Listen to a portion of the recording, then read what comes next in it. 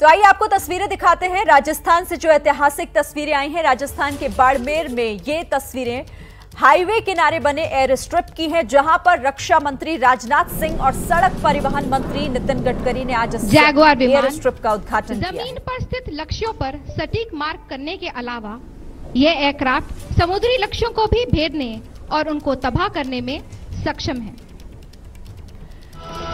देखिए, इससे पहले हमने आपको सुखोई की तस्वीरें दिखाई थी। फिलहाल ये तस्वीर आप जगुआर की देख रहे हैं और इस एयर स्ट्रिप पर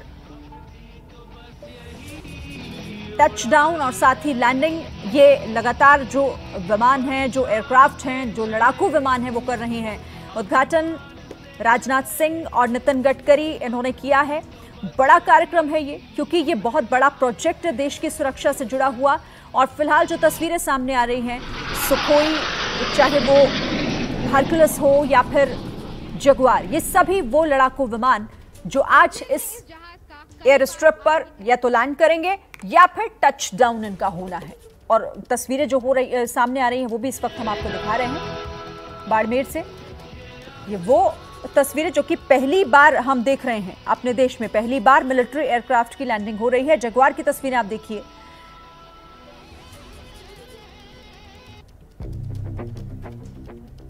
तो जगुआर लड़ाकू विमान वो भी आज इस एयर स्ट्रिप पर लैंड उसने किया है।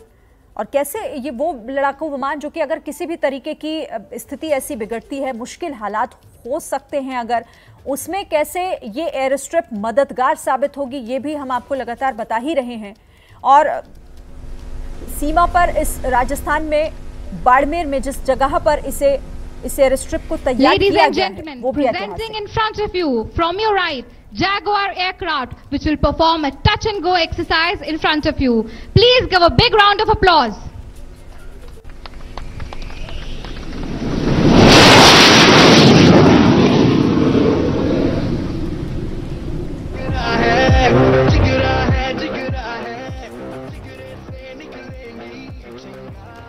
तो जुगाड़ की तस्वीरें आपने देखी, जिसने टच किया और उसके बाद वो वापस उड़ान उसने भरी। तो ये टचडाउन, ये प्रैक्टिस, ये तस्वीरें बहुत खास हो जाती हैं। जगुआर एयरक्राफ्ट की तस्वीरें इस वक्त आपके टेलीविजन स्क्रीन पर है। इस एयर स्ट्रिप पर जगुआर ने भी टच डाउन किया और उसके बाद दोबारा हवा में। तो पाकिस्तान सीमा से सटे नेशनल हाईवे पर पहली बार देश में एयर स्ट्रिप बनकर तैयार हुई है। इसके मायने क्या हैं, इसका महत्व क्या है, ये आप लगातार एबीपी न्यूज पर समझ रहे हैं, देख भी रहे हैं। फिर से तस्वीरें देखिए। Which will perform a touch and go exercise in front of you. Please give a big round of applause.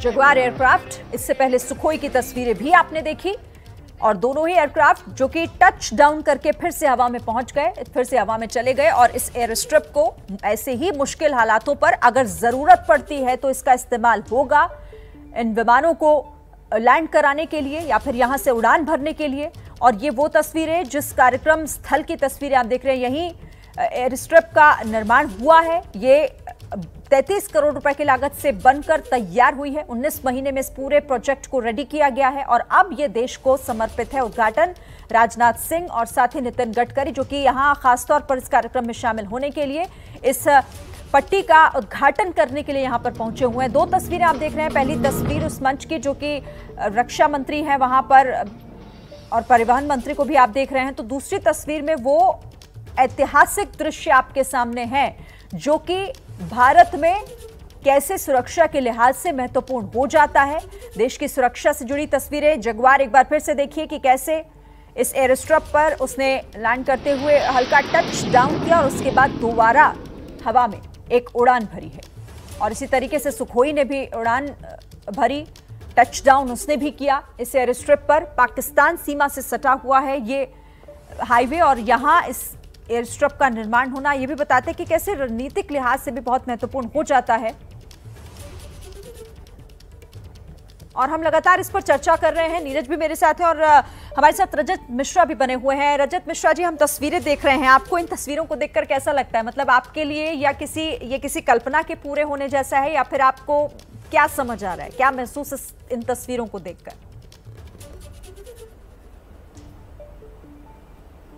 Shareen, मुझे तो बहुत गर्व हो रहा है कि आज कई सालों के बाद जो हम चाहते थे एज अ फ़ौजी वो पूरा हो रहा है। और ये बहुत रिक्वायरमेंट थी पहले की भी, और मेरे को बहुत खुशी है कि सरकार ने इसकी अहमियत को समझा और इस पे बल दे रहे हैं और ऐसी एयरफील्ड्स तैयार कर रहे हैं, ऐसी स्ट्रिप्स तैयार कर रहे हैं जिससे हमारी कैपेबिलिटी बढ़ती है, हमारे सैनिकों का मनोबल बढ़ता है। और मैंने जैसे पहले भी बोला कि ये सिविल के लिए भी बहुत फ़ायदा करेगा, क्योंकि आपकी ये रीजनल कनेक्टिविटी को भी इंक्रीज़ करेगा। जो इलाके अभी तक कट ऑफ थे बाय एयर, उन सबको एक सपोर्ट देने का काम भी करेगा। तो ये बहुत ही गर्व का, और मैं कहूँगा ये एक ओलंपिक मेडल जैसे जीतने का वैसी खुशी हो रही है मुझे, जैसे भारत ने एक ओलंपिक मेडल जीता था, तो उसी तरह की खुशी मुझे महसूस हो रही है आज ये देख के।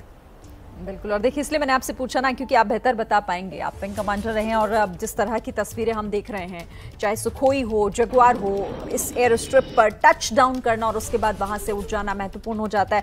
अच्छा, थोड़ी देर पहले जब मैं आपसे बात कर रही थी तो आप कह रहे थे कि ये सहूलियत देगा, मतलब ये मनोबल बढ़ाने का काम करेगा सेना का, ये वायुसेना को वो मजबूती देगा जिसका इंतजार वायुसेना भी कर रही थी। किस तरीके से, अगर आप इसे समझा पाए तो? जी, जैसे मैंने पहले भी बताया था, एक तो पहली चीज़ है कि दुश्मन की ये कोशिश होती है कि हमारे जहाज़ हवाई पट्टी से उड़ ना पाए।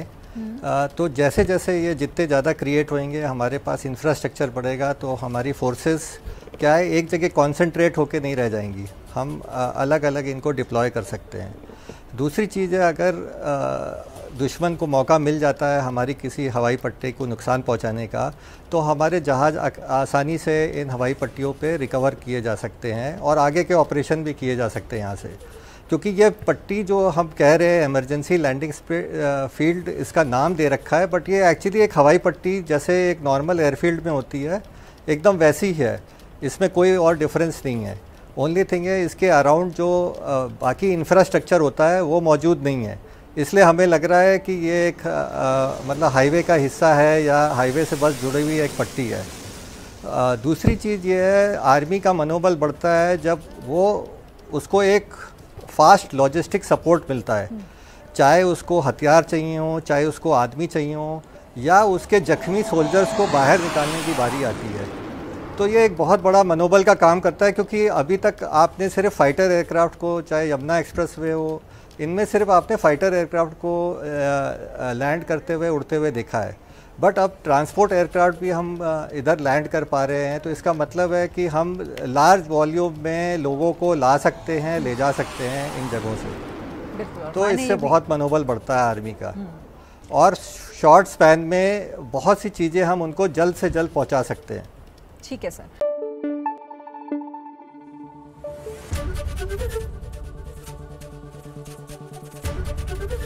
एबीपी न्यूज़ आपको रखे आगे।